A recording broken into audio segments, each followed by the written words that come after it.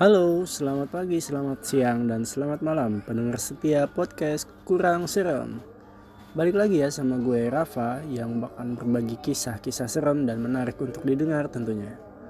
Kali ini gue mau cerita tentang kisah misteri pendakian Gunung Gede Pangrango. Langsung aja ya.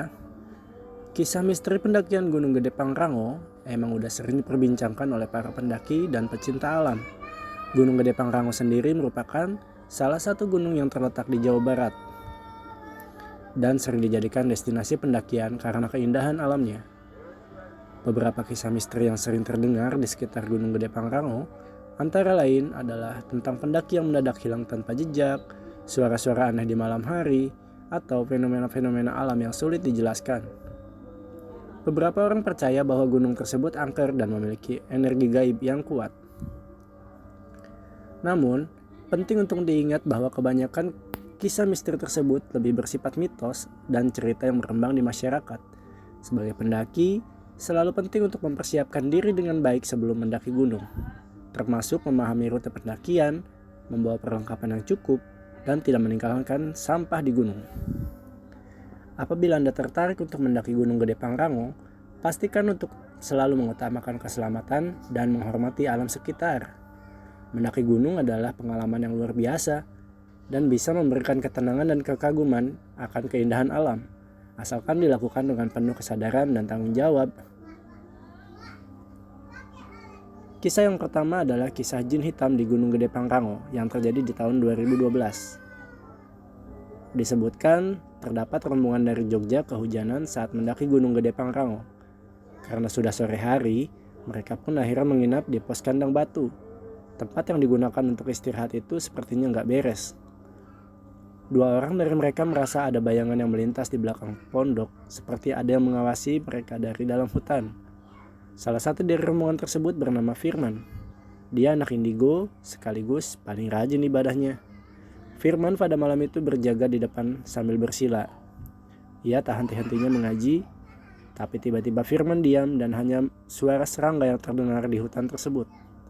Ketika Firman disentuh oleh temannya yang lain, ternyata ia ambruk ke tanah. Takut terjadi apa-apa, mereka segera membopong Firman ke pondok.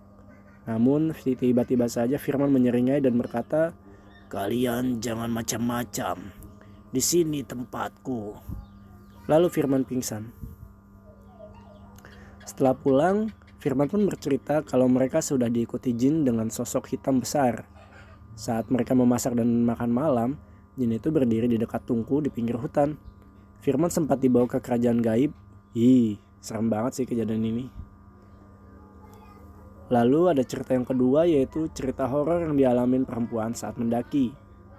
Ceritanya, dari 7 orang pendaki, 2 diantaranya sedang mengalami haid saat mendaki gunung.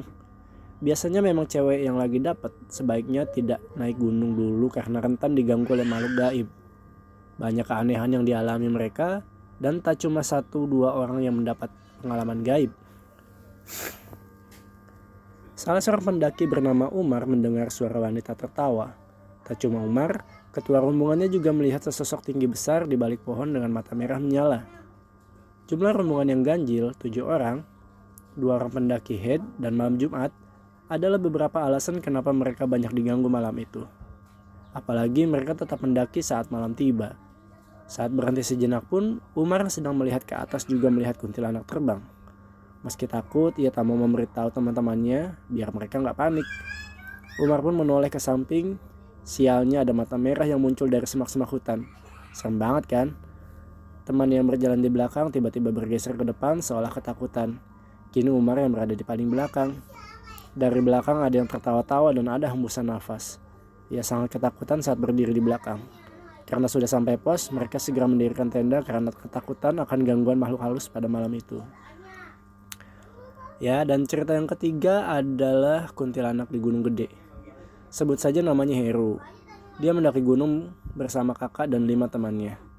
Saking gak sabar pengen mendaki, mereka mulai pendakian pada pukul 00 tengah malam. Di tengah perjalanan mereka bertemu rombongan babi hutan. Di gunung memang tidak boleh mengeluh. Semakin mengeluh biasanya akan semakin mengalami kejadian yang tidak menyenangkan. Termasuk kelompok pendaki yang satu ini. Setelah mereka mengeluh, jalanan pun seakan diputari berulang kali. Sewaktu turun gunung, Heru berjalan menunduk agar tidak terlalu merasa capek. Namun ketika ia melihat ke depan, tak sengaja ia menyaksikan kuntilanak putih melayang. Kuntilanak itu pun melayang melewati Heru. Tak sampai di situ saja, ternyata makhluk astral tersebut mengikuti Heru dan terus terbang di atasnya. Dia menyadarinya setelah tiba-tiba tasnya terasa makin berat meskipun isinya nggak terlalu banyak. Karena Heru nggak bisa lari karena tasnya yang semakin berat, jadi Heru cuma diam dan tidak bilang ke yang lainnya tentang munculnya kuntilanak tersebut. Menjelang pos berikutnya, kuntilanak tersebut pun menghilang. Ngeri banget nih. Ya, itulah kisah misteri pendakian Gunung Gede Pangrango yang masih menjadi mitos yang menyeramkan. Mana nih yang paling ngeri menurut kalian?